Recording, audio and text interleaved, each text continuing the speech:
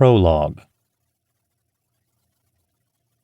Zach paused on the threshold of broken glass, his body going rigid as a police siren screamed in the distance. "Come on," said Trey, making an impatient pawing motion with his hand. He had already advanced 2 paces into the dark interior of Edison's Electronics, one of the numerous retail shops that composed Onacona's downtown area, and the only one that religiously stocked the latest video games and gaming consoles. Trey had a cousin who could fence those items and cut the 2 teenage boys in on half the profit, which meant this little adventure could be worth thousands or even tens of thousands for each of them. They were hardly the only ones taking advantage of the tornado that had ripped across Oklahoma, ravaging oat and canola fields before turning its fury upon the small town of Onacona. Dozens of others, some in pickups, others in vans and SUVs, had navigated the telephone pole-strewn road for a chance to make a quick buck while police were busy helping pull survivors from collapsed houses and clear debris from tornado shelters. And there was plenty of money to be made. Oh, yes. Which was why Trey had insisted on getting to the electronics store so quickly. To beat commuter traffic, he had joked. Despite these pecuniary motives, however, Zach remained rooted to the ground, mesmerized by those shards of glass that gazed up at him like broken teeth, winking in the pale moonlight.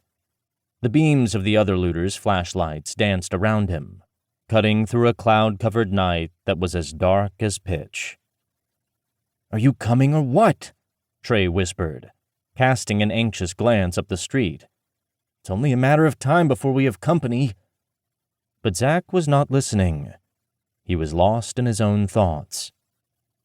"He's a deadbeat, just like his father," he heard Grandma Lois confiding to his mother just a month ago as he came back from school. He had crept to the window and listened, first angry and then sad, as he eavesdropped on the 2 women talking in the kitchen while they peeled potatoes. "All this sneaking around with his school friends," the old woman had continued. "No good will come of it." Listening to her, Zach had known what she really meant. No good would come of him. Because of good old talkative Grandma Lois, Zach knew he had been an unplanned pregnancy. He had never even met his father, though he had a pretty good idea the old man was serving hard time for grand larceny. He also knew his grandmother hadn't wanted his mother to keep the baby. Yet here he was. "Yes," he thought. "Here I am, following in my old man's footsteps, just like Grandma Lois said I would. Maybe she was right all along." A cackle of laughter erupted behind Zach. It sounded like some of the looters were drinking. "Turn back," he told himself. "You haven't broken the law yet. Go home. Forget about this whole harebrained plan. Isn't that what your mother would want, anyway? For you to be home with her, where she knew you were safe?" "They're defacing the memorial," Trey said, in a soft, wondering voice. Zach turned and gazed down the street, watching with a mixture of curiosity and horror as several figures sprayed graffiti on a marble statue of a man riding a horse, his sword pointed as if to charge into battle. It was sobering how quickly a tragedy could bring out the worst in some individuals. Most responded the opposite way, eagerly sharing resources and helping one another recover from the storm. But there were always a few bad apples. "Come on," Trey said, clapping Zach on the arm. "If those crazies don't get here, the cops will. I'm your ride, and I'm not leaving empty-handed, so you might as well help speed this along."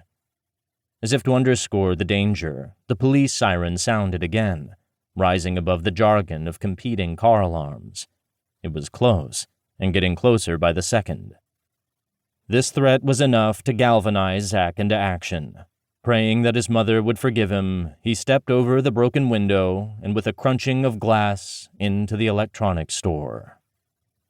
Zach had only been inside Edison's Electronics once before, just long enough to conclude their prices were far richer than he could afford,